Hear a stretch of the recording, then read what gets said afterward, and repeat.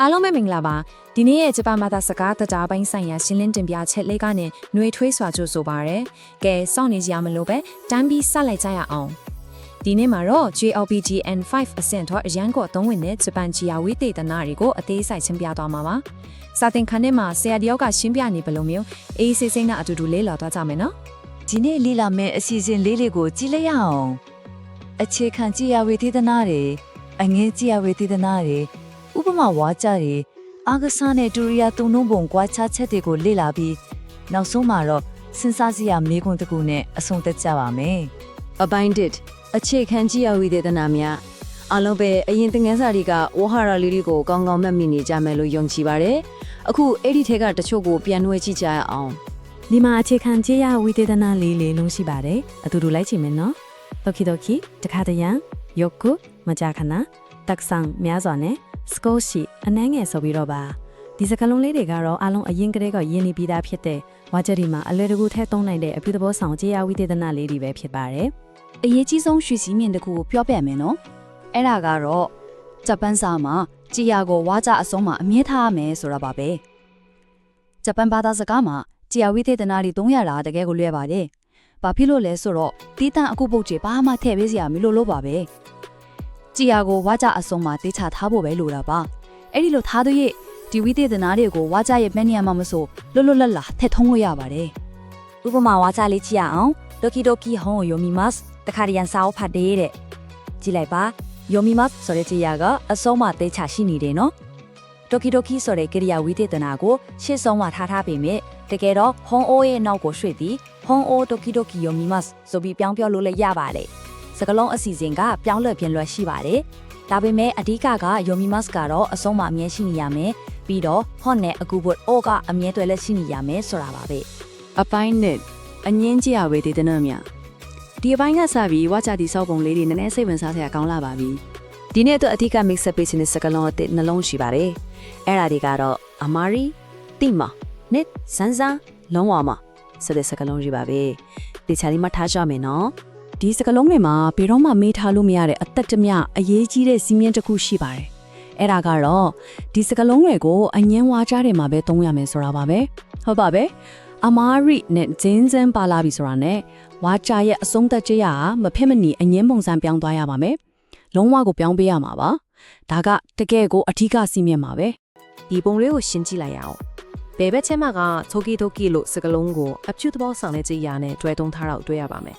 ဒါပေမဲ့ညာဘက်ချင်းကိုကြည့်လိုက်ရင်အမာရီဒါမှမဟုတ်ဂျင်းစင်းကိုထုံးလိုက်တာနဲ့ကြည်ရာရဲ့အဆုံးသက်ဟာအမြင့်ပုံစံဖြစ်တဲ့မဆန်းလို့တန်းပြီးဖြောင်းသွားတာကိုရှင်းရှင်းလင်းလင်းမြင်ရပါလိမ့်မယ်ဒီဥမာဝါကြလေးကိုကြည့်ပါအမာရီဟွန်ကိုယိုမီမဆန်စာအုပ်သိမ်းမဖတ်ပါတဲ့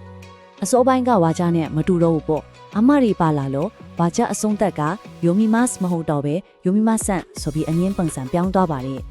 ဒီမဆန်ဆွဲအဆုံးသက်လေးကိုအထူးကြည့်စိုက်ပေးကြပါနော်အပိုင်း3ဥပမာဝါကြများလေးလာခြင်း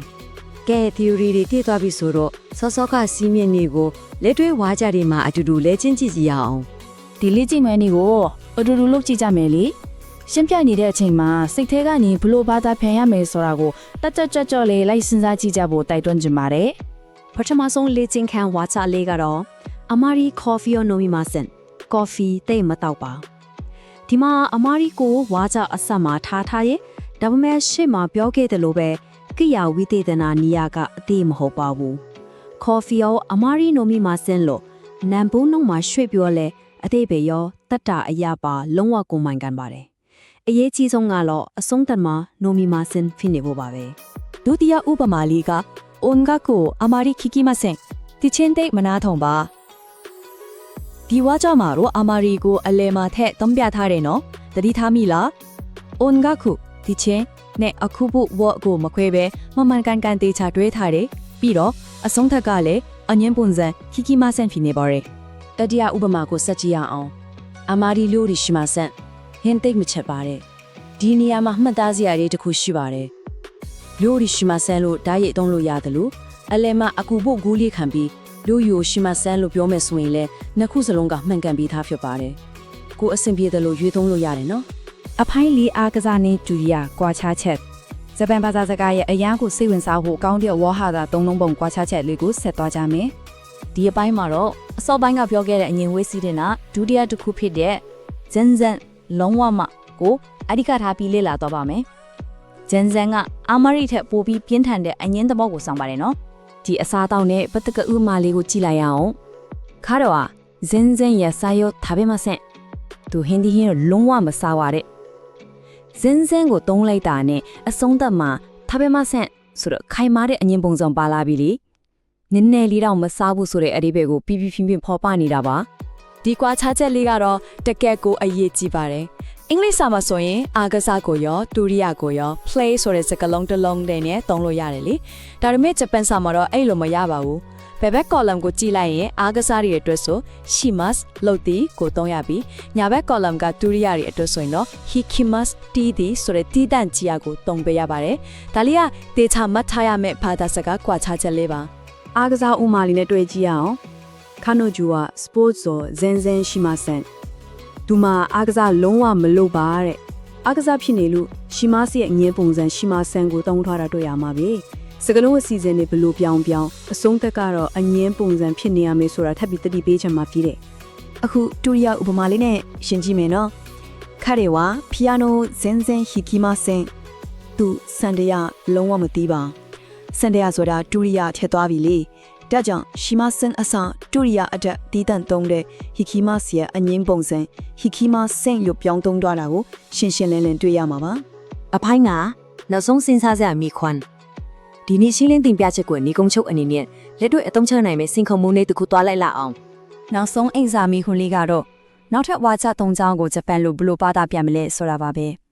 ဒီနေ့လေ့လာခဲ့တဲ့တိုကီတိုကီအမာရီဂျန်ဇန်စရိတ်ခရိယာဝိသေသနာတွေကိုသုံးပြီးကိုပိုင်ဝါချလေးတွေတိဆောက်ကြည့်စေချင်မှာကိုလိုက်လက်တွေ့လိချက်မှတတာစီးမြင်တွေကိုပို့ပြီးမှမိမှာလေ